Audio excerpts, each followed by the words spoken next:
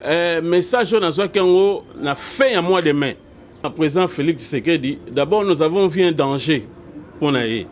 Tout le monde a dit oui, tout le monde a danger pour naïe, tout le monde a vision moko. Azaye quoi na manifestation moko publique.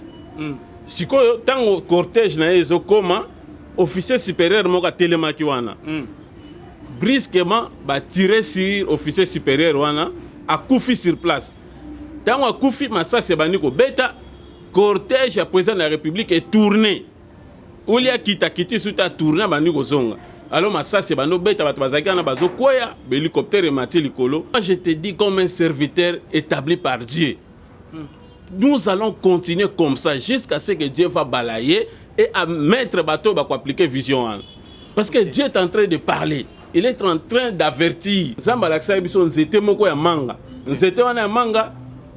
Groupe abatu baye ba koti bazo ningi sansete ya manga wana ba kwesi ba manga ya kotela même sous ce tikalaki siko mutaza okengela nzete ya manga na zaki na babeki alembi force zate nzamba zo sango moni nzete ya manga bazo piller c'est votre pays et mutwana zo mona beki c'est l'église est affaiblie à cause de l'idolâtrie moyen ça la sécurité pour le pays.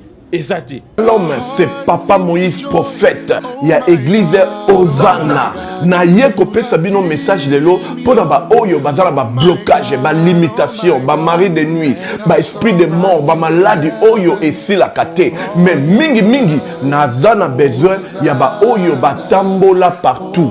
Oyo ba luka ba délivrance, oyo ba mata kutu ba vio pour na luka ba délivrance et simbate. Nazana besoin na bino boya pobo bika poite ngonga na bino ekoki. Awa ba benga ngo terminus. Awa ndezali sika ba démonios surtout basukaka moto moko na ya ate azwa délivrance ka bikate na ne salamate bangonio surtout babika avant kutu boya bo fukama bo senga Saint Esprit ala kisabino soki Papa Moïse azali ya ye ou bien ya yete ako répondre bino tout de suite bokota na YouTube bo beta Papa Moïse Prophète TV boko mona ba témoignage ba te belé oyo babika déjà oyo basala. Na kumisi nzambe ya Hosanna, na kumisi nzambe Papa Moïse kwa biki singa na malade estomac. Na banda ko souffrir mingi na estomac. Ezaki soke kanginga na zo lala te, ezo sala pasi tina mukongo moto ezo bimangai. Kolia mate sou pasi, bablo msu kolia ngo très difficile. Depuis Papa Moïse abondela pona ngai na zo kimia. Nzambe Papa Moïse asayelinga minene abiki singa na estomac, na melaka lisu pantomètre na boaka ba pantomètre. Merci Jésus, Nzamba Pambola Papa Moïse. Shalom, shalom, shalom peuple de Dieu. J'avais beaucoup de difficultés dans ma vie. Nazaki Moutaba Régé. Un peu partout là, où vous en contrat, où vous Moussala, après quelques temps, Kakaboué, Mkolo compagnon Yini au Kabou, sans raison valable. Naye au Koutanana prophète Moïse. Le prophète Moïse est un homme de Dieu. Aza homme de Dieu, tout ça va aventure. Aza vraiment Moussa Lienzambe. L'homme de Dieu a prié pour moi. J'avais des masques, ma masque a régé. Et depuis que l'homme de Dieu a prié pour moi, je vous dis, tout a changé dans ma vie. Tout a changé dans ma vie. A changé Nyonsor, Nzambe a fumola la porte. Mon prophète Moïse, que Dieu te bénisse. Depuis 2012, ils ont locaté. Bah docteur ba ibisanga ekoko yokati ba kena ba deux rendez-vous dans l'hôpital ya minene ba ibisanga ekoko yokati moyen pe ba sala opération pesati en tout cas na vanditi lelo na yoka kana ngai te na lito na nga gauche mwana na yo komo na nani na yo ko lobi mwana na nga komo mwana na nga liboso komo na nani Marcel na zoka na kangika lito yo kaka na zoko na oyo banda koyoka te ça veut dire que la yoki zombe ya ngai oh na pusi ku téléphone musika prophète my god nazo zela bino nyonso tout dans moto puissante chez Docteur Cathy Munga. Comment na ngai sœur Cathy Munga nazali naturothérapeute nazali kosunga bandeko bazali na bokono ndenge na ndenge au moyen de plantes naturelles.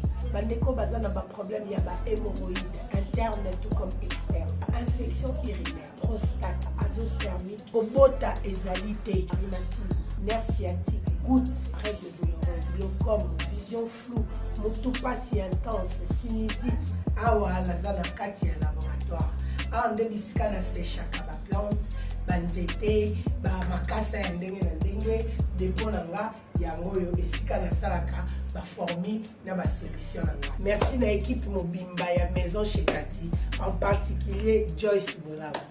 Shalom, shalom à vous les enfants de Dieu. Na pesibino mbote na kombo na Yesu, c'est bien moi votre frère, le pasteur Israël Nash. Je vous salue au nom de Jésus. Je suis précisément à Kinshasa. Naza responsable ya Ophelina, Jésus est mon papa. Na ye liboso na bino pour représenter bino bana o bozomona na bilili pe ba difficulté tozanango. Na bandaki musala oh ça fait longtemps ya koboko la bana selon ainsi dit l'Éternel. Mais ba difficulté ezamingi te ya loyer parce que tozo futela et puis difficulté au foot la bana minerval pour to chute au bandaki to pesa qui avance mais tikali ndambo nazo banga ke bana oyo bakata classe bakoma nango na sukate. C'est pour cela Dieu m'a mis au cœur na lancé message oyo na batu nyonso ya motema malamu basunga bana oyo bozomona na bilili bana oyo bozomona na bilili ndambo na juna rond-point Ngaba ndambo Victoire ndambo Limete et puis ndambo l'état pesingai pona bande kolanga nyonso ba congolais bobi ba réalité nini to passer nango na mboka soki nga simple individu na ndimi kozwa bana o na bokola na ainsi dit l'Éternel soki l'état s'est décidé to mona suba fazer na nzelate c'est difficile ya osala ngonga moko. C'est pour ça nazo lancer appel na bana nyonso nzambe pona classe ya bana oyo pona loyer na bango kolata pe kolia na bango na osenga na batu nyonso baza cœur sensible pe bazana motema kosunga ba sunga biso pe ba salisa biso toza na commune ya Kalamu quartier Kauka référence ya monene tukangami na université Kimbangiste avenue comme on eza Marin numéro 16 numéro de téléphone na biso pona bato balingi ba contacter biso pona ba détail mosusu eza plus 243 89 72 32. Shalom, shalom peuple de Dieu de partout, vous qui suivez cette grande émission l'Art de chrétien avec Yves Ipa, Nitosek de défaut, la fin avec la série continue toujours dans votre chaîne, c'est pas promo 1040. Voilà, nous sommes déjà avec le prophète Guilen Zeyi. Avec lui, toko essayer à partager tant de sujets et aussi messages disant bah pessier pour Namboka Congo, pour Namokonzamboka aussi pour Namba pasteur. Yamboka na biso Congo. Voilà l'homme de Dieu, tout petit mbote na église Code Christ Mobimba et surtout plus na bandeko yo batala biso plus libanda chrétien ba otala biso. Vraiment mbote na bandeko nyonso. Que le Seigneur Dieu vous bénisse vraiment to lingi bino bingi, que la paix de Dieu soit avec vous. Merci beaucoup. Le Sambo et puis Mikole Belé bandeko moni le soutien. Bon, moi Mikole Belé parce que toujours travailler, toujours en va prier, tout ça là. Et puis, Dieu nous a recommandé il y a pour évangéliser message et la mission prophétique à Congo, na Congo Mobimba. Maintenant, nous bandi en côté et puis tous na nenge tozo bongisa place va pesi biso esenga moi ko construire moke ndé tozo lité na yango ndé omoni ke yango tozo mona na té mais on se bat pour to ko sa mission nzambe na sena mo. Merci le somo. Éternel Dieu, te pesi merci nzambe na ngoya nyonso na opportunité oyo pesi biso. Tu élever puissance, na grandeur, na yo, na création mobimba. Toi qui es le Dieu créateur des cieux et de la terre, le commencement et la fin. Tu invité au Molimo Santo, aux Anabiso, les Bandiliti, na Souka, pour l'édification à peuple na yo, au nom puissant de notre Seigneur Jésus-Christ, que le chemin, la vie et la vérité au siècle et les siècles. Amen. Amen. Voilà. Merci, je crois bien. Bolandi, le Sambo ya Mosakoli. Nankolo, papa Nabiso Guilen Zeyi, je crois bien, ande kobolanda biso religieusement ndenge na lobaka message oyo eza pona yo eza pona nga eza pona biso nyonso. L'homme de Dieu. Tout le monde lelo ba mwakela ekoti na baloyembo ba mwakela ekoti na mateya. En fait, c'est quoi ça na évangile ya lelo? Est-ce que mwakela il faut mwakela ndeko na yo moko chrétien? Alors, exemple ni boko pesa na biso ba oyo tozali bana naba oyo bazali ba pagano bazali bana ba otala biso. Donc papa Yves eloko wana ekoti na évangile pourquoi? Soko tanga na 2 Pierre chapitre 2 bande na 1 obando kita. Okomona ke bato wana bakoti na évangile pona ko troubler pona ko bebisa peuple ensemble. Pona ko tourner peuple de Dieu makanisi autrement. On remarque que la voix de la vérité même sera calomniée à cause d'eux. Donc ce sont des gens que Dieu n'a pas appelés. Après si bango don ya koyemba ya kokumisa ye. Mais bango oulié ba marcher avec Dieu, bango bake ko simba banzambe mususu. Ndé ngozo mona ke oui, ba simbi banzambe mususu. Ndé ngozo mona ke ba fruit na bango. Ndé basolo ba na Matthieu 7 ko mona ke nzete na nzete ba koyeba yango na misala na bango. Donc ce sont des gens ba misusu même ba s'introduire, ya ko prêcher évangile. Ba s'introduire même ya ko prêcher sur la chair, ya ko te ya bat parmi les 5 ministères. Or, nzabe apesi bango don ya koyemba. Mais le diable les a détournés. Il va envier même côté ya batu, ba komi côté ya. Et ce qu'on remarque batouana, la plupart ya batouana, bangonde bazo mema, ba insanité aux hommes na kati évangile. Bango bazo sa ba pratique moko ya ba homosexualité. Le roman a parmi bango ba balakate, parmi bango roman a bazo tourner ba aventure moko alors bana nzambe bazana faible. Tant bazo mona bongo, osomona ke bazo lemba, bazo za la fatigué, bazo pengwa. Donc heureusement que Nzambe azape na vitesse ne mususu azo mema pona mboka na biso parce que tant on a les cas qui a mois de janvier je pense. Et Dieu nous a dit quoi? Nous entrons dans une autre phase. Donc phase autre côté et la phase au sakanangote. Donc mutu na mutu phase on a chemin. Si vous remarquez quand dans Matthieu 7:21 Bible zo ba que tous ceux qui disent Seigneur Seigneur n'entreront pas tous dans le royaume. Sauf celle qui fait la volonté de mon Père. Donc, si vous avez la volonté ensemble, tu es dans les chemins. Jésus est le chemin, la vie et la vérité. Si tu fais la volonté de Dieu, tu es dans les chemins. Bino bossa volonté ensemble. Nzamba tini bino makamsusu, bino bossa makamsu bossa dévié. Vous êtes hors les chemins. Alors, sous qu'on a bino zali enfer, sous qu'on a bino zali destruction. Yango moni nzamba solo papa Yves l'église corps de Christ. À l'obi boye. Que tous les faux pasteurs, tous les faux prophètes, batonyo so ba s'infiltrer l'évangile. Ba s'infiltrer baza ba occultiste, ba sataniste. Nzamba zolo ba boy. Jusqu'au 31 décembre. Nzamba go beta bino na ba maladie makasi. Ba misu ba ko so ba AVC, ba misu ba ko so ba maladie moko dongo mona ke ba kota bandako. Pourquoi? Na mois de janvier, to le cas kia, to avertissa ke bino. To tangaki Marc 4:22. Oye ko lo bana biso que rien ne restera caché sans qu'il ne soit être découvert. Tout le temps, Dieu va vous exposer. Et Salamaki, nous avons exposé. Alors il fallait se repentir. Bati Kabilo Koana, bango basali ba repentance moko artificielle. Et ils continuent, ils veulent encore retourner dans Babilo Koana. Et Dieu dit cette fois-ci, assez exposé, bien na bato bazaki exposé na ba Evala et consort. Ba faux prophète, ba faux prophète, ba kabal juif, na ki on a ba sanksi na kabal juif, ba prophète ana oya ifala a invoka kana ba bougie. J'ai dit ça ici. Alors Dieu lui a exposé, mais il continue. Cette fois-ci c'est la maladie. Donc à la fois ba misuba ko kufa ba misuba ko bela. Si moi je suis le prophète établi par le Seigneur Jésus-Christ dans cette nation, vous allez vivre ça. Ben sikoyo l'homme de Dieu, ton message est fort. Ben tokoye ba ndeko wana ndenge nini pour tout tamiser to bake oyo aza nzambe te oyo aza nzambe siko toye ba bango le lenge nini tout ça la nini pour toye ba bango. Premièrement Bible zo bana biso ke nzete nyonso okoye bango na mbuma na yango. Jamais komona nzete amanga ebota mbila jamais. Même sur apparence na bango ba Christ. Voilà, ba Christ na koloba. OK. Na mateya. Voilà. Sa façon d'être moni ke monsa nzambe menasima azane monsa nzambe.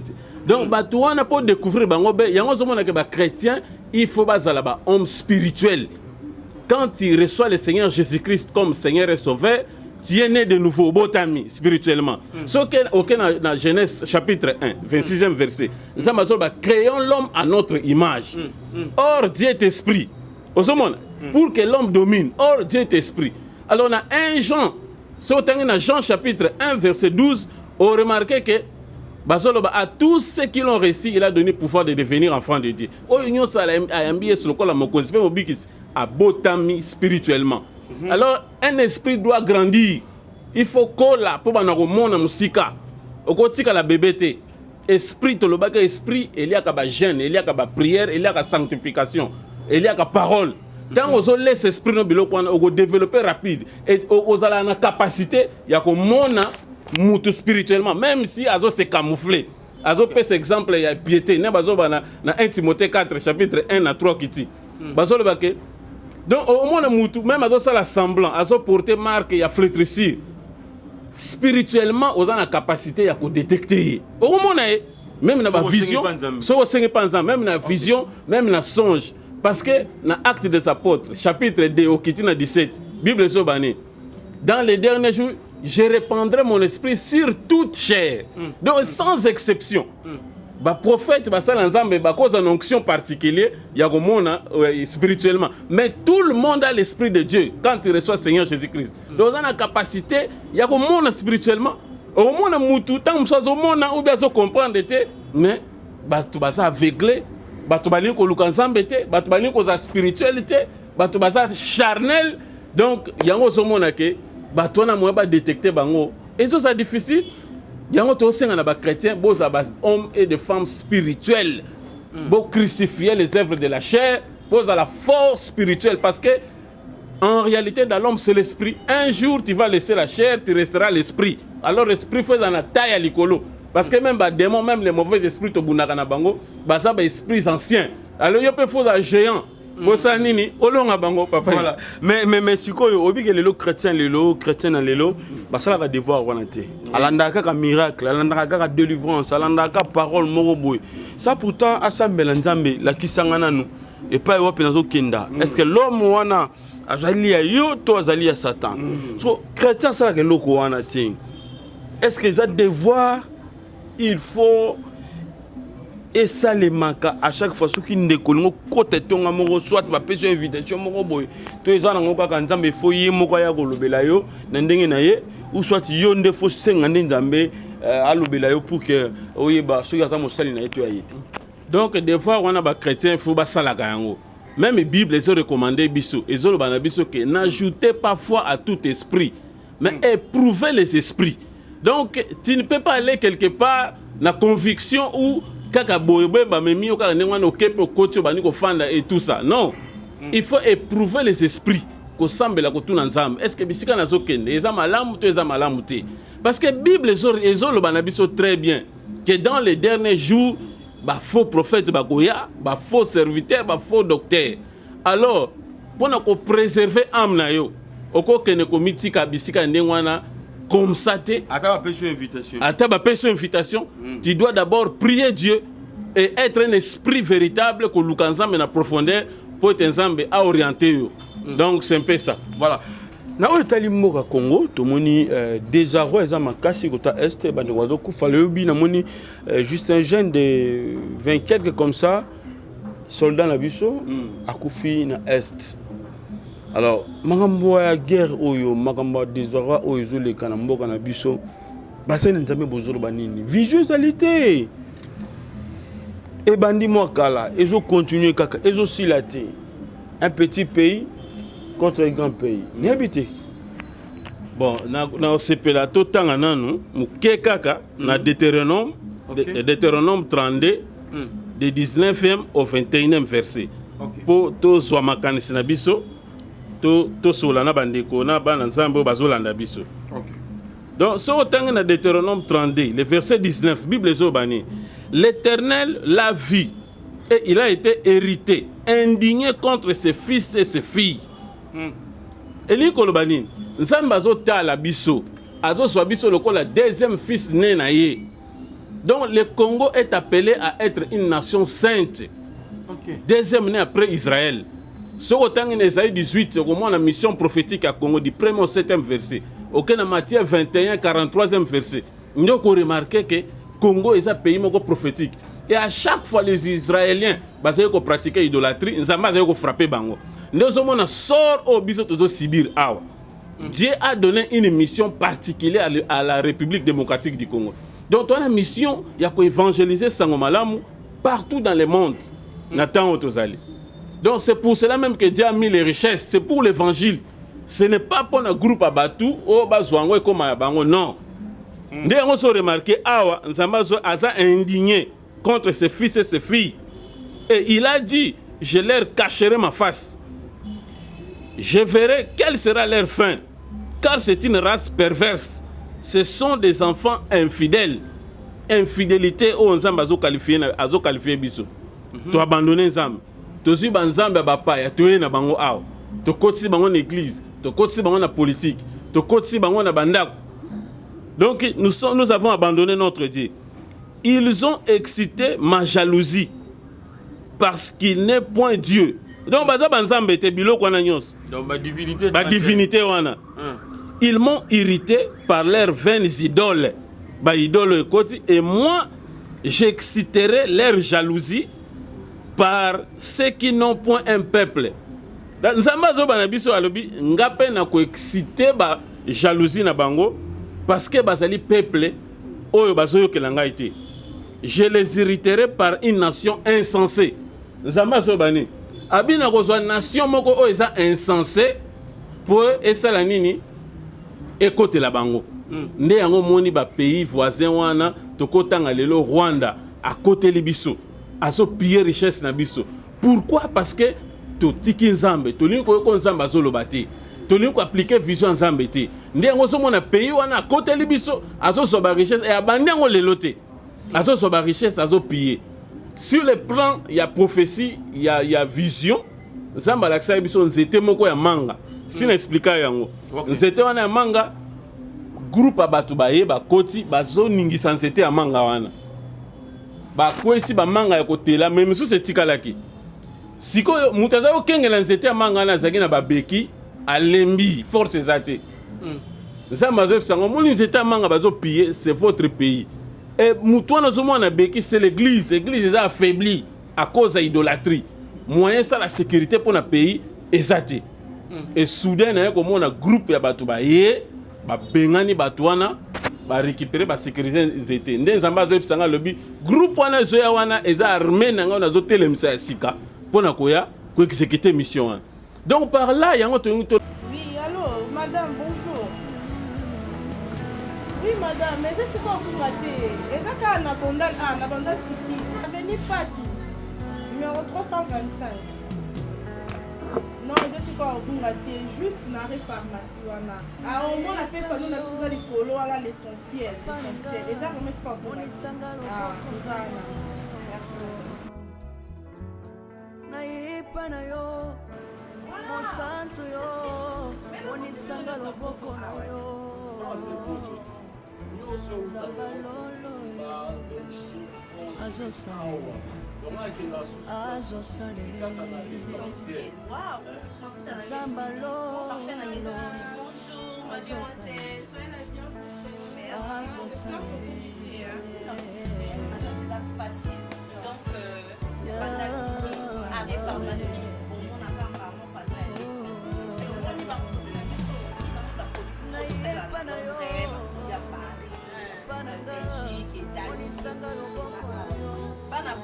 Vraiment adresse dans la rencontre. L'essentiel pour la nuance. Tout dans la spaghetti, tout dans la loso, tout dans la pantex, tout dans la vagie, tout dans la sol. Donc il y a dengue à Paris, Belgique, London. Moi on a pour tout nuance à Anaki. Tout à fait la numéro on a mis sur le téléphone 097 83 43 746. Yes, vraiment.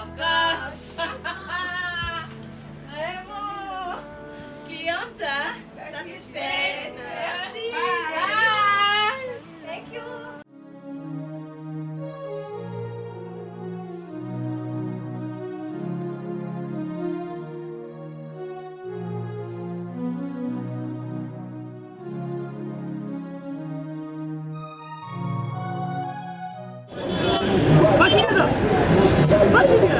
Oh, DiCaprio.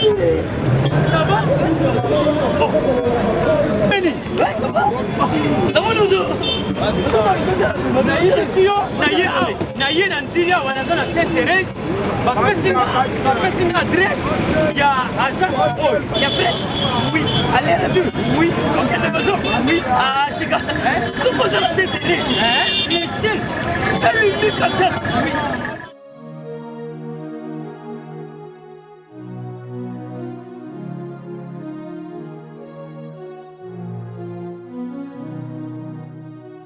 Station Sainte-Thérèse. Oui. Ce commis Sainte-Thérèse.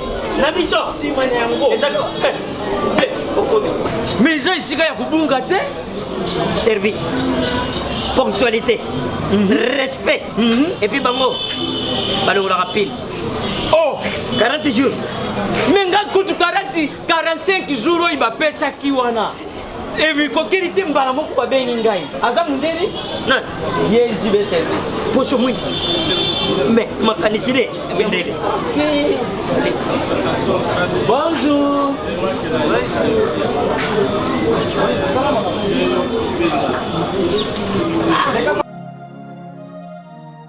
Papa Sule, DiCaprio, Papa Sule, DiCaprio, Omonio, la JB service. Et puis il y a José Baïla. Il y a José Baïla. Ah, moto moi de l'omaïle mo. Il y a Mundede. Attends, c'est ton ganayo. Moto va le guater. On va s'attendre au mobile.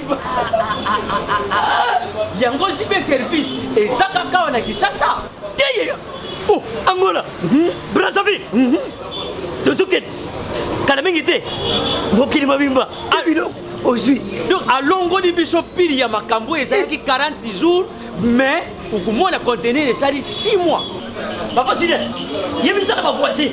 Oh basala bandeko na meki. Na meki na poto. Place ya série ya kotsa biloko. Eza pas ya José Baïla. Cyber service. Eza kubeta bango toujours. Frappe finale.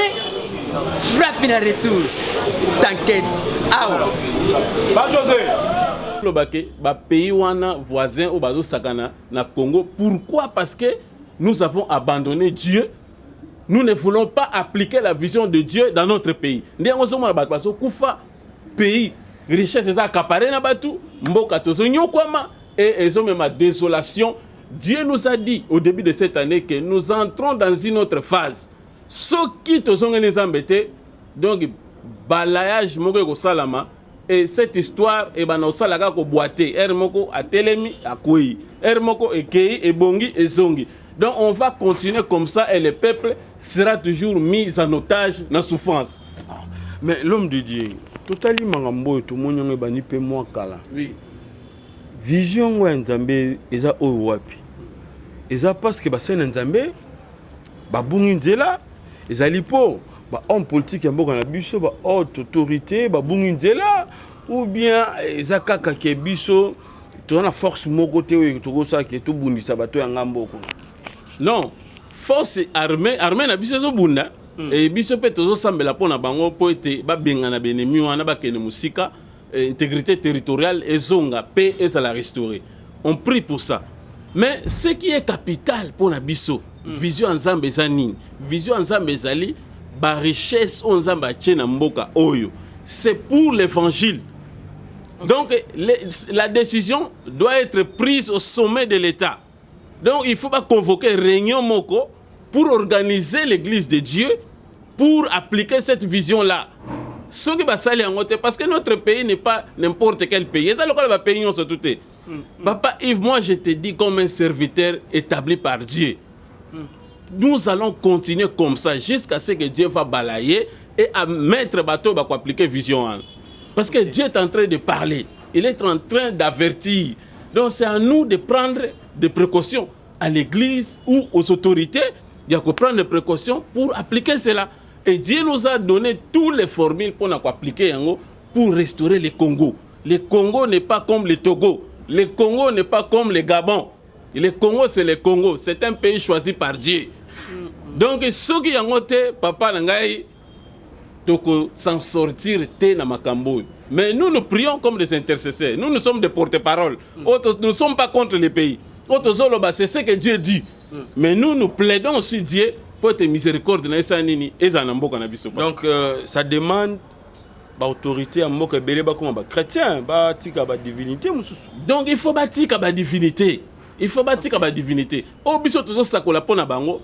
Bâtir la divinité, va appliquer vision. Ce qui va appliquer, Dieu va susciter les gens qui vont appliquer ça. Donc, Zamba Zangi va tout. Vision, vision, il y a un dans zone ngana memo siko. On Zamba lingi, Dieu n'aime pas la mort d'un pécheur.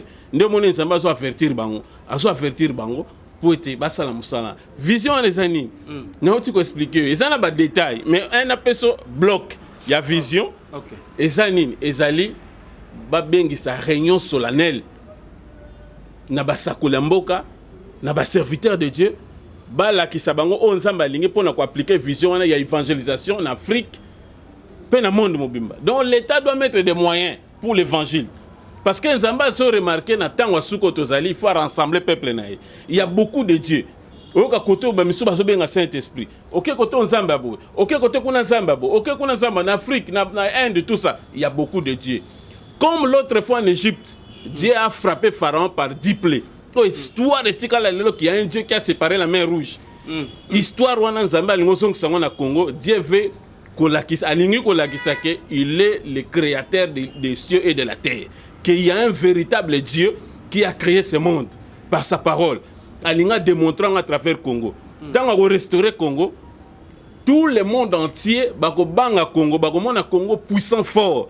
Et bako qui est ce Dieu qui a fait ça? Et quand nous allons sortir pour évangéliser, ban ensemble belé bako zonge l'ensemble pour nous préparer retour. Il y a notre Seigneur Jésus-Christ. Ben, aujourd'hui, qu'on rassemble bassin Nzambe, eza malam.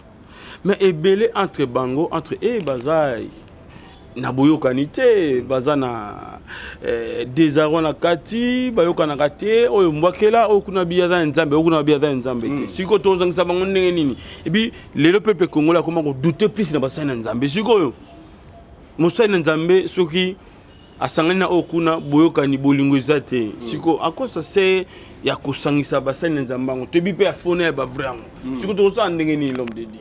Bon ndengo utako loba un vrai serviteur bandako na auparavant émission na biso oui batu ya mbwakela ba kotebele to bandaki yango donc un serviteur de Dieu soko remarquer déjà mutu oyo aza jaloux contre muninga na ye il n'est pas un serviteur de Dieu azana ba fruit esprit te katina ye donc okende kutu musika te mutu a composé nzembu na ye pour abwakela muninga mbwakela automatiquement faut dire qu'il est un païen à mosala nzambe te. Donc c'est facile à détecter et il y a des serviteurs papa qui ont l'esprit de Dieu qui voient au bazo sala musala nzambe bazali et belé au baza ba yebanité même na Congo même na ba médias partout bazali et Dieu ne peut pas donner une vision sans avoir la provision. Nous avons la provision bazali. Bazali. Même quand Dieu nous montre des fois en esprit réunion, quand le président a dédié Kimboka, on a stade de martyrs, la même nuit, Dieu nous a montré quoi? On a parlé du peuple. Tout ça, on a parlé du peuple, a rassemblé les serviteurs de la République démocratique du Congo. On a parlé du peuple. Yemoka bimi likolo côté président Assemblée nationale la fanda alati pembe makasa zongela alobi na biso nini alobi sikoyo ndenge apesi mboka na maboko na ngai na zwi yango mais na sana kanda makasi sikoyo na zwi mboko na maboko na ngai répéter phrase na deux fois a telemi abimi sikoyo collègue moko za pembe na nga azo sepela so abeti na mais mon cher azo sepela te pona ni abi photo sepela sikoyo ne photo sambela sous makasi parce que moko azwi mboka na maboko na. Donc par là il y a des serviteurs de Dieu. Et quand nous parlons comme ça, place bazali bazo sentir. Bazo sentir que bazo se retrouver. Donc ces gens-là papa Yves comment tu samate bazali au baosala musalawana. Voilà, bazali au baosala musalawana.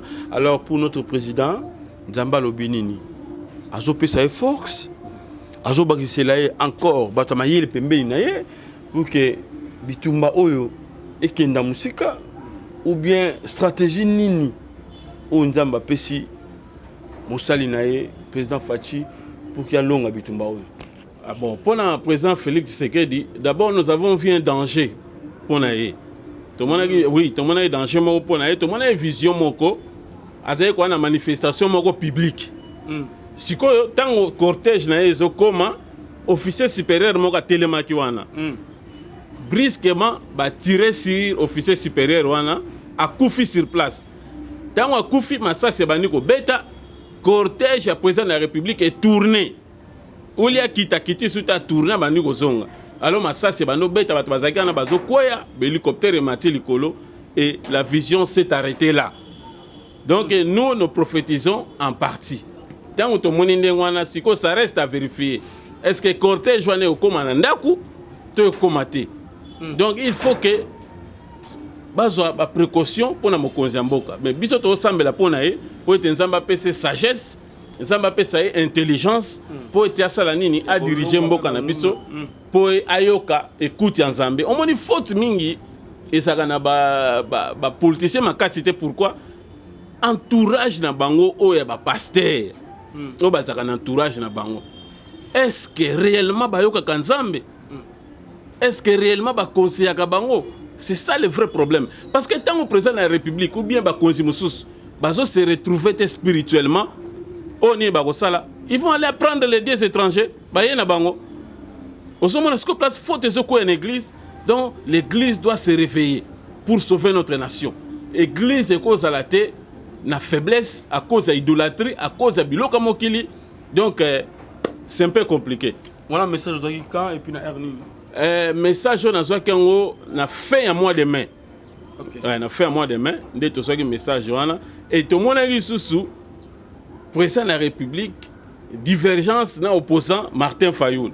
Papa mais yeko comme ba se retrouver ba yamani pour te travailler ensemble sous forme de dialogue moko. OK. Donc ce n'est pas mauvais que vendre sika moko et surtout que ko na élection na tension toza nango toza divisé.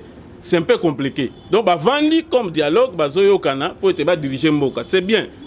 Bon diriger beaucoup, diriger Mboka, mais il faut appliquer la vision. Si vous appliquez la vision de DT, Dieu va vous chasser tous.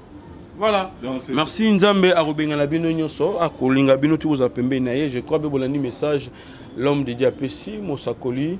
Alors, tout bon de là pour Mboka na biso, tout bon de là pour le président na biso.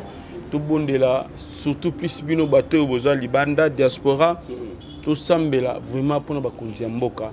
Ça fait très mal comme on a bande konde bazosi là, bazotika biso, toujours bati to banda wapi to kina wapi. On doit repérer cette solution ils ka Nzambe wana.